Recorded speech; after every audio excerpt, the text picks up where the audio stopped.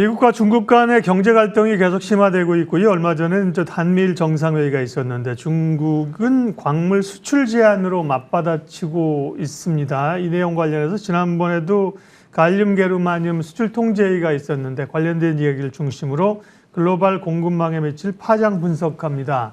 에너지머니 SC글로벌센터 김선규 소장님 오셨습니다. 어서 오십시오. 안녕하세요.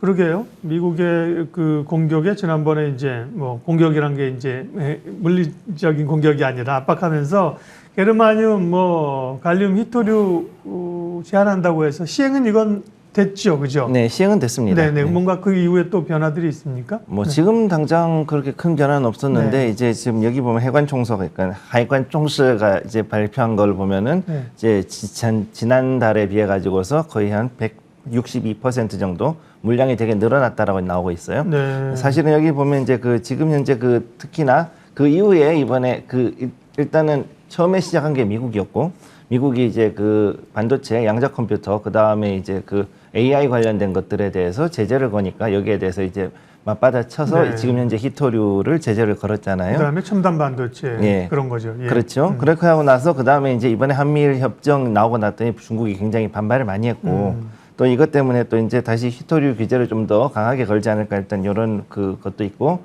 또 우리나라 같은 경우는 한알령을 또 다시 재개하지 않을까 이런 네. 우려도 조금 나와 있는 그런 상황이라고 보시면 되겠습니다. 그래서 특히나 이제 또 거기에 또 이제 일본에는 오늘 또 나왔지만은 그 원전 그 오염수 관련해 가지고서 제가 볼 때 그냥 원전 폐수라고 얘기하는데 네. 이거를 빨리 방류를 중지하라고 또 지금 또 이렇게 그 여기에 좀 태클을 걸고 있지 않습니까? 그리고 있기 때문에 현재 여기 봤을 때 중국은 앞으로 이제 그 우리나라뿐만 아니라 일본하고도 굉장히 좀 어떤 그 갈등이 상당히 심화가 될 수 있는 그런 자리에 있다고 보시면 되겠습니다. 근데 히토류는 수출을 통제한다 그러는데 수출 물량이 오히려 더 늘었다고요? 왜 그렇습니까? 일단은 발효가 되는 거는 이제 8월부터 시작이 되는데, 네. 근데 그 전에 이제 발효가 되기 전에 이제 사람들이 빨리 사재기를 해야 되잖아요. 아, 각국에서 필요한 나라가 좀 미리 좀 샀다. 네, 그렇죠. 그러다 보니까 우리나라 같은 경우 특히 많이 가져갔는데, 아까 잠깐 말씀드렸지만 7월에 해관 총서, 그러니까 이 관세청 같은 거죠. 네. 거기서는 그 7월에 게르마늄 수출이 그 전월 대비해가 6월 대비해서 162% 정도 지금 증가했다 이렇게 지금 얘기를 하고 있고 특히 이제 그 갈륨이나 게르마늄 같은 경우는 최근 들어가지고 특히 그 고성능 반도체를 만드는데 필수 원료가 돼가지고 이거를 좀 잘 봐야 되는데 이게 그 중국이 현재는 거의 90% 정도 그 채굴하고 생산하는 거를 다 장악을 하고 있다고 보시면 됩니다. 네.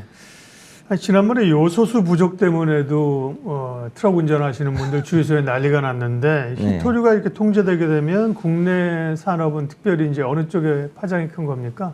일단 히토류가 걸리는 데가 상당히 많죠. 지금 네. 반도체도 그렇고 2차 전지에도 일부 좀 들어갈 수 있고 예. 그다음에 이제 또 이걸 봤을 때 그 아무래도 반도체 업체들이 우선 직격을 좀 받을 수밖에 없는데 그럼 여기에 대해서 대체제가 없느냐 하면 사실은 있거든요. 있긴 있어요. 그래서 갈륨 같은 경우는 이제 인듐이나 알루미늄으로 대체를 할 수 있고 그다음에 게르마늄 같은 경우는 실리콘하고 이제 아연을 가지고서 대체를 할 수가 있는데 문제는 얘들이 이제 갈륨이나 게르마늄만큼이나 그 전도성이라든가 이런 효율이 높지가 않기 때문에 그래서 이게 대체에는 약간 좀 한계가 있다라고 보셔야 되는 거고 따라서 이게 만약 이 중국이 이런 그 히토류 수출 통제를 좀 장기화했을 경우에는 아무래도 반도체 산업의 타격이 아무래도 올 수밖에 없지 않나 이렇게 보고 있습니다. 네.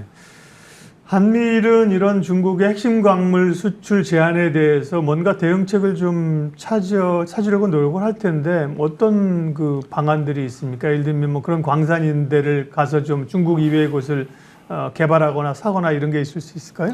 예, 사실 그게 가장 큰 핵심이 될 거고요. 그리고 이제 그 공급망 확대가 역시 이제 제일 중요한 건데. 네. 그러니까 지금까지는 그동안에서 중국에 거의 의존하던 그 공급망을 앞으로 이제 좀 더 다른 쪽으로 다변화하고 확대하는 게 가장 중요하죠. 그래서 지금 그 이번에 캠프 데이비드에서 만났던 한미일 3국 정상회의에서 그때 그 얘기 나왔던 게 공급망 연대 구축을 일단 합의를 하기로 했다라는 게 지금 또 나와 있어요. 그래서 여기 나온 걸 보면은 이게 사실 말이 좋아서 한미일 정상회의지 사실상은 이제 그 중국에 대한 굉장히 강한 압박을 지금 넣고 있는 그런 모습이거든요. 네. 그러니까 그만큼 지금 중국이 지금 반발하는 건 당연한 거고 그래서 이걸 봤을 때도 특히 중요한 거는 이 히토류 관련해서만 얘기를 하자면은 일본이 2010년도에 그 센카쿠 열도 때문에 중국이랑 분쟁을 했을 때 그 당시에 히토류 제재 때문에 완전히 KO패 한번 당했지 않습니까? 네. 그러고 나서 2012년도부터 해서 일본은 지금 현재 이 히토류에 대한 대체 물질을 10년 이상 연구를 해가지고 지금은 거기에 대한 걸 상당히 많이 좀 발전을 시켜놨거든요. 그래서 이런 부분에 대해서도 상당히 협의체가 생기고 또 앞으로 여기에 대해서 한국과 일본이 어느 정도는 그 기술을 공유하지 않을까 일단 그렇게 보고 있습니다. 예. 그러면 중국이 수출 통제하고 다른 나라들은 대체제를 개발하거나 뭐 광산 개발할 텐데 시간이 걸리는 문제잖아요. 그러면 네네. 히토류 관련주 좀 지금 봐도 됩니까? 지금 현재 봤을 때 우리가 알고 있는 그 관련주 중에 대장주들은 생각보다 지금 바닥에 와 있거든요. 네. 근데 최근 한 1, 2개월 전에 한 번 더 튀어올랐다가 내려왔지 않습니까? 그러니까 이게 언제 어떻게 다시 될지는 좀 봐야 되는데 네. 일단 유니온 매티리얼즈라든가 뭐 아니면은 이제 유니온 그다음 뭐 이지 같은 뭐 이런 거의 직접적인 관련 종목 같은 경우는 이미 한 6월 달에 한 번 정도 이 관련된 테마로 올라갔다 내려온 적이 있단 말이죠. 네. 지금 현재 자리는 나쁘진 않은데 근데 이걸 가지고 테마성이 있으니까 조금 주의를 하실 것을 저는 권해드리겠습니다. 네. 히토류 관련주로 이렇게 스탁이 묶여 있는 건 없나 보군요. 예. 네. 유니온 머티리얼스, 이지 이런 종목들이 근데 변동성이 커서요. 네.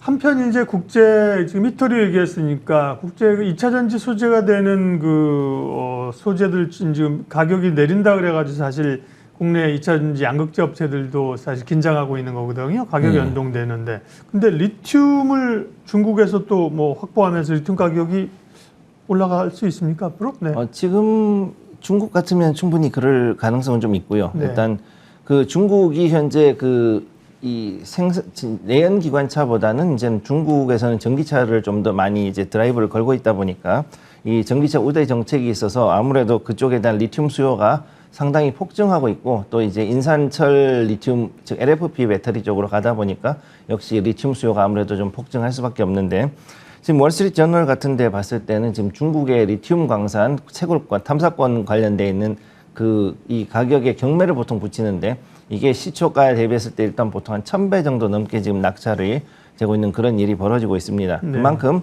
중국 내에서는 리튬의 수요가 더 많죠. 다른 글로벌 수요도 크지만은 중국 내 수요도 엄청나게 크기 때문에 이 중국이 현재 서방의 제재에 대비해 가지고서는 그 리튬을 어떻게든 광산 확보하기 위해서 그 탐사권에 대해서는 굉장히 좀 치열하게 경쟁을 하고 있는 그런 상황이라고 보시면 되겠습니다. 네.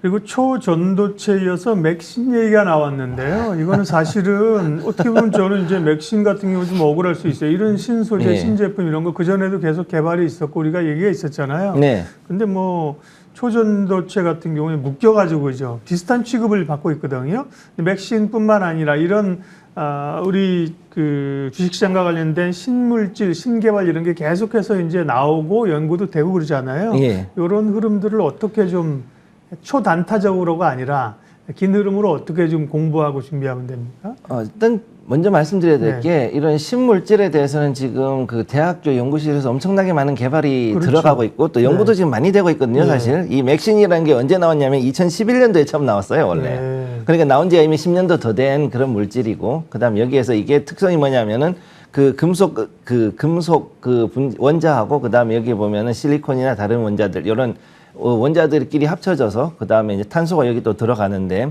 이런 것들이 상당히 그래핀하고 되게 유사한 그런 네. 특성과 그래핀 그런 얘기도 있었죠. 예, 그래핀하고 되게 비슷한 구조와 그 특성을 가지고 있어요. 그래서 2차원 평면 구조 한마디로 얘기해서 굉장히 종이장 같이 얇은 그런 세라믹 물질로 되어 있는 게 이 맥신이라는 건데 이게 지금 굉장히 쓸데가 많습니다. 그래서 담수화 시설 같은 데라든가 이런 데 폐수 처리할 때 또 소재로도 사용할 수 있고 그 다음에 지금 양극재에다가 넣었을 때 충전 용량을 갑자기 이제 확 끌어올릴 수 있는 그런 부스터의 기능을 또 좀 가지고 있고 네. 그다음에 전도성 코팅이라든가 여러 가지 부문에서 산업에서 쓸 수 있기 때문에 여기에 대해서는 지금 여러 가지 기대는 가지고 있는데 아직까지 상용화가 되기는 조금 문제가 있는 그런 물질이라서 이게 제가 늘 말씀드리는 게 일단 연구하는데 연구실이라든가 대학교 이런 데서 나오는 그런 연구 결과는 우리가 좀 주목을 하고 그거는 좀 경련해줘야 되는데 이게 상용화가 되는 길은 굉장히 멀거든요.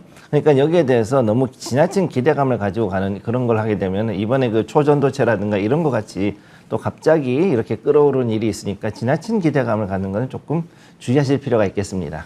그리고 상장 기업 가운데 이런 그 이슈 하나만에 올인하는 기업이 있겠습니까? 없죠, 그죠? 뭐 그런 건 없죠. 관련이 있을 수 있는 거니까 이런 신소재 신물질을 개발하고 있는 다양한 레퍼런스가 있다든지, 그죠? 다른 사업을 잘하고 있는 소재 전문 기업 뭐 이런 쪽으로 주목을, 그죠? 네. 안정적으로 갖는 게 훨씬 좋을 겁니다. 네. 에너지머니 SC 글로벌 센터 김선규 소장님 함께했습니다. 고맙습니다. 감사합니다. 지수는 어떻게 됐습니까? 코스피도 26포인트 1% 올랐는데요. 앞서보다도 더 강하게 올랐고요. 코스닥은 1.87%까지 두 시장 모두 상승폭을 확대해 가고 있는 형국입니다. 모처럼 강한 흐름이 나와서 기분이 좋네요. 이슈 MB 오늘은 여기까지 하겠습니다. 함께해 주셔서 고맙습니다.